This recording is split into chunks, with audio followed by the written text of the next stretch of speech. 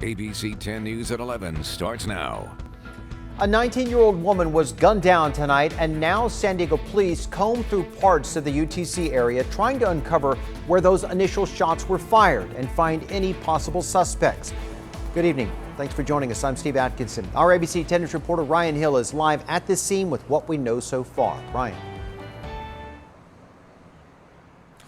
That's right. We're here. You can still see things are starting to wrap up here as investigators have left the scene and they have moved a car that was in question. What we know tonight is that there are a lot more questions than answers on what led up to this young woman's death.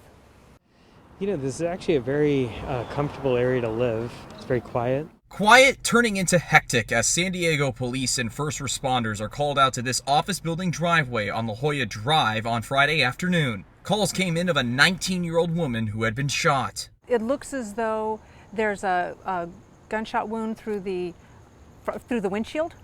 So we believe that it did come from outside, that it wasn't someone inside the vehicle. Police are telling ABC 10 News that she was taken to a nearby hospital where she was pronounced dead. As to where the shots originally rang out, that's still being looked into at this time. We do believe that it was pretty close to this area, just based on the fact that she still had a pulse when the officers got here and were working on her.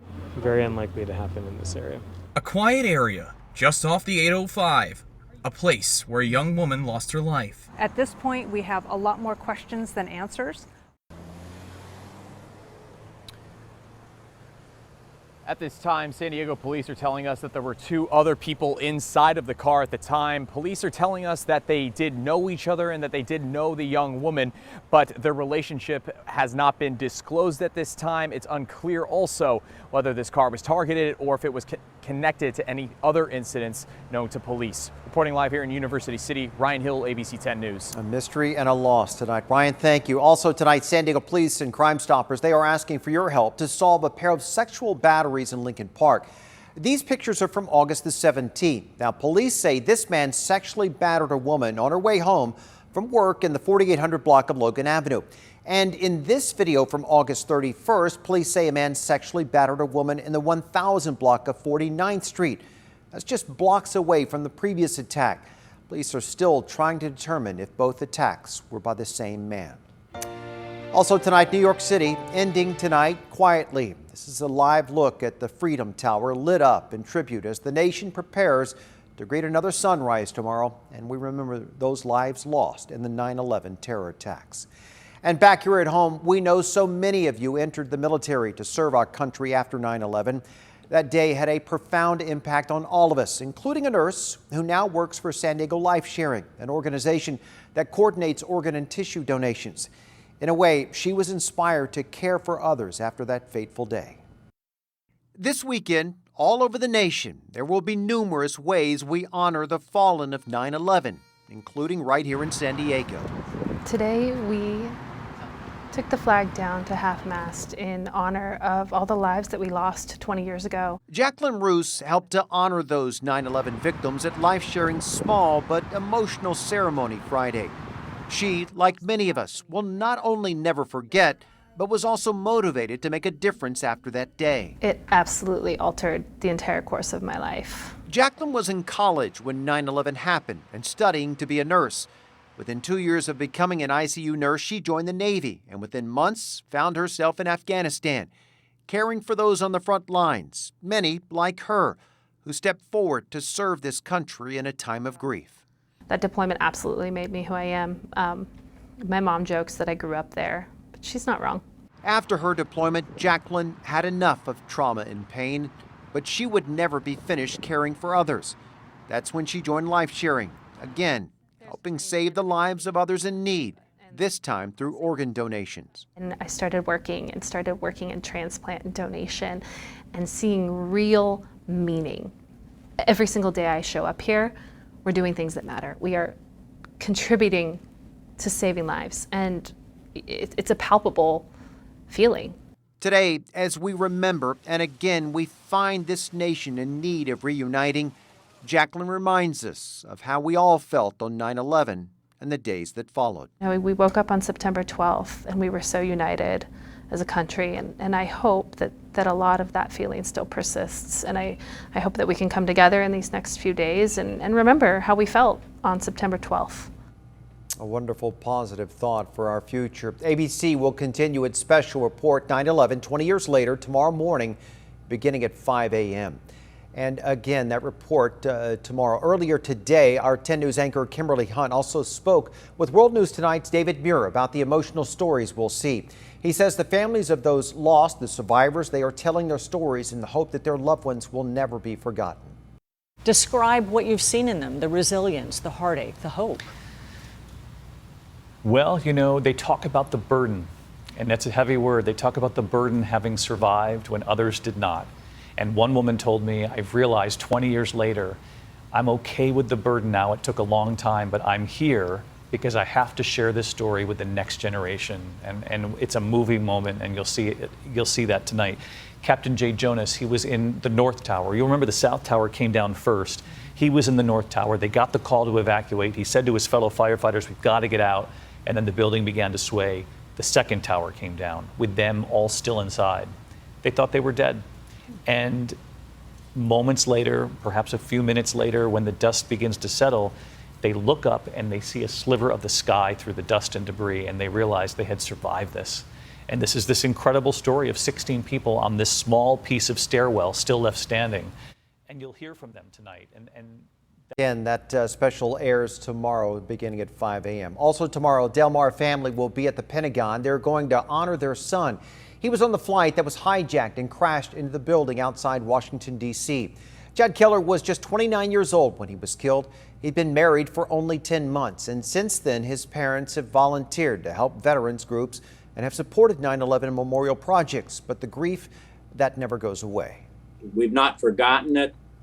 We have a hole in our heart and our life forever, and we grieve differently. So there's periods of time where you wake up and just think about what life could have been to have him around.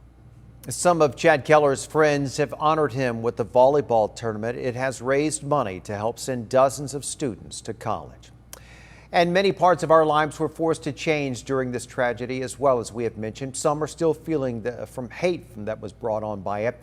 Our ABC 10 News reporter Leah Pizzetti shows us now is a time to reflect on how those attacks have shaped the world we live in today.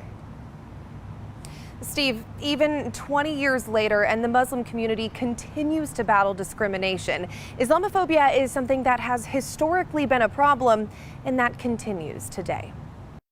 Words like terror and terrorism are associated with Muslim perceived perpetrators far more than they are non-Muslim perceived perpetrators. Marwa Abdallah says Islamophobia is nothing new. The term has been used for more than 100 years, but events like 9/11 sparked a new wave of discrimination, people blaming an entire faith for the actions of a few. It posed a great challenge, yes, for national security, but also for Muslims. Muslims are the most likely faith group in the United States to say that they've been discriminated against because of their religion. A UC San Diego doctoral student, she studies community education and interfaith work and says even now, 20 years later, the problem has not gone away. To work to fix it, she says we have to tackle all forms of racism. The anniversary of 9/11 is a time for us to reflect on different types of racism, different types of bigotry that exist in our society. Islamophobia has a lot of close cousins: anti-Asian racism, anti-Indigenous racism, anti-Black racism. Adding that accurate representation of these people will help reshape the perception. These opportunities not only allow us to remember those who lost their lives and those who served their country and those who helped to recover victims from the site, but also to realize that we are a lot weaker when we let racism and bigotry divide us. Now, there is still so much work to be done. Like she said, more positive and accurate portrayals of these minority communities, plus helping break down systemic issues, and of course, that powerful message of combating racism for all communities.